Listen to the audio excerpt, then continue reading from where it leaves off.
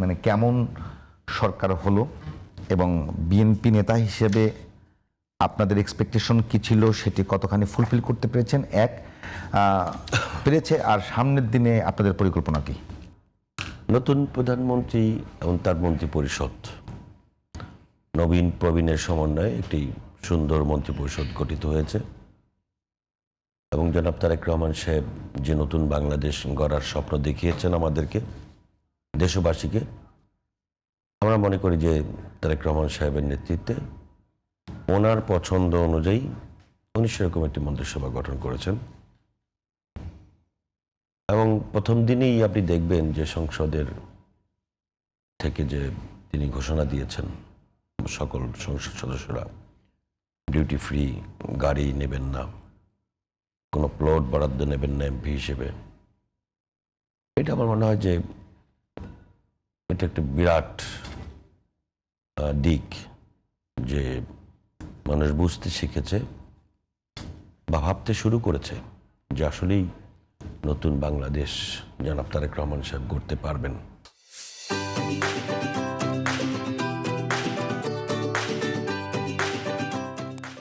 বিশেষ করে বিজয়ের পরে তিনি যেভাবে বিরোধী দলীয় নেতাদের বাড়িতে বাড়িতে গিয়েছেন, ইভেন একটি আসন পেয়েছেন, সেই বিরোধী নেতার বাড়িতেও গিয়ে তিনি যে সৌজন্যতা বোধ দেখিয়েছেন। অনেকে এমনটা বলছে যে যে যে একটি আসন পেয়েছে তারা জোট থেকে বেরিয়ে এসে বিএনপি উপকার হয়েছে, এটি তার এক প্রকার সৌজন্যতার চাইতে গুরুত্বপূর্ণ বিষয় কৃতজ্ঞতা। আমি বলি আপনাকে, সেটা হচ্ছে যে একটি আসন বেরিয়েছে, উনি বেরিয়েছেন তো ওনার কারণে, বিএনপি লাভ হয়েছে। বিএনপি লাভ হয়েছে, তাহলে যারা এর আগে যেই দুজনের বাসায় গিয়েছেন তাদের দ্বারা কি লাভ হয়েছে? অর্থাৎ ভালো কাজকেও আমরা যখন নিন্দুকেরা নিন্দুকের ভাষা বা নিন্দুকের চোখে দেখতে চায়, তখন ভালো কাজের বিরুদ্ধেও তারা কোনো না কোনো কুটু মন্তব্য করে।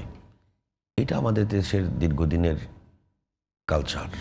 রাজনীতিতে এই সংস্কৃতি বন্ধ করার জন্যই তারেক রহমান সাহেব এই নতুন নতুন জিনিসগুলো জাতিকে দেখাচ্ছেন। তিনি যারা চরমতম বিরোধী, একদিন দুই দিন আগেও যাদের ধমকের চোটে বিএনপি একবারে উলটপালট হয়ে যাওয়ার অবস্থা,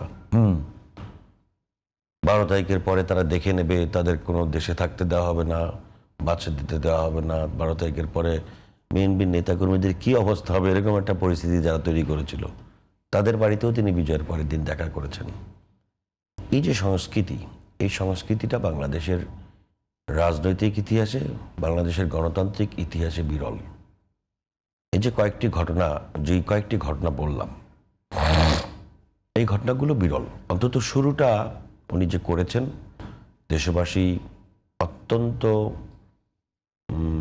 আগ্রহের সাথে পরিলক্ষণ করেছেন যে নতুনভাবে নতুন কিছু চিন্তা করার কথা যে তারেক রহমান বলেছেন, তিনি তার কথা রেখেছেন এবং তিনি তার শুরুটা সেরকমই করেছেন।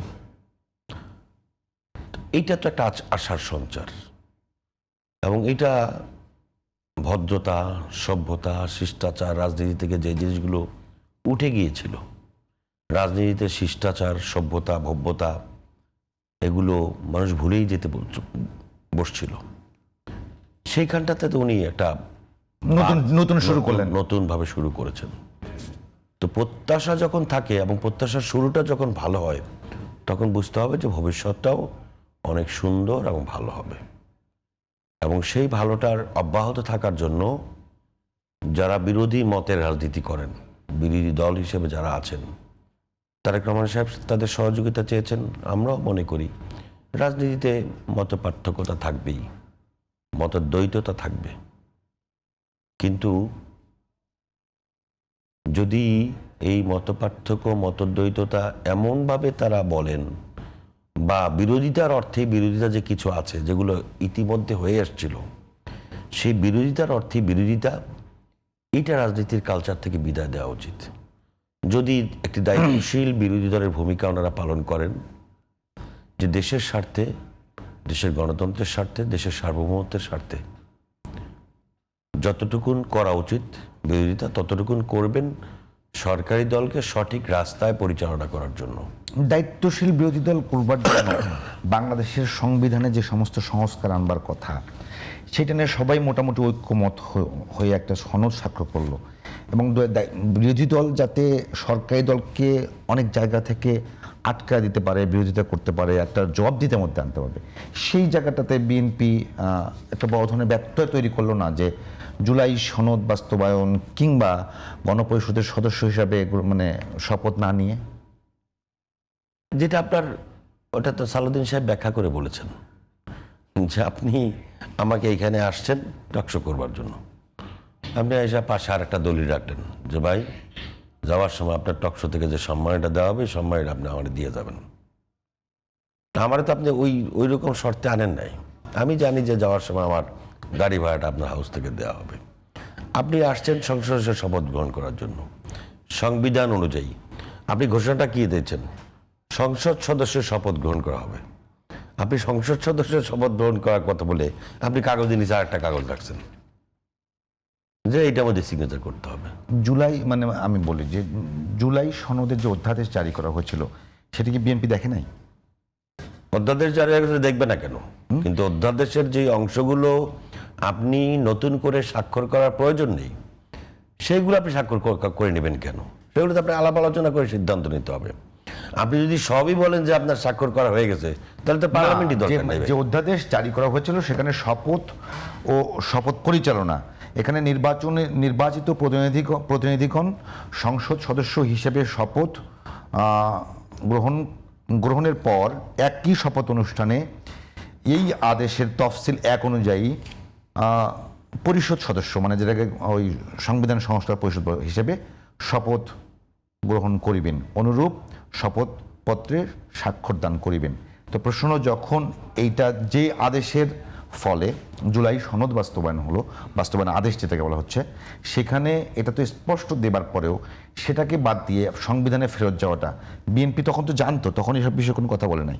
তো এখন যখন সরকার গঠন করে যখন তারা ওইটা করছে না, এটাকে অনেকে বলছেন যে বিএনপির দ্বিচারিতা তো হইতেই পারে। আপনার তো অনেকগুলো বিষয় আছে যেগুলিতে বিএনপি আগের থেকেই নোট অফ ডিসেন্ট দিয়ে রেখেছে।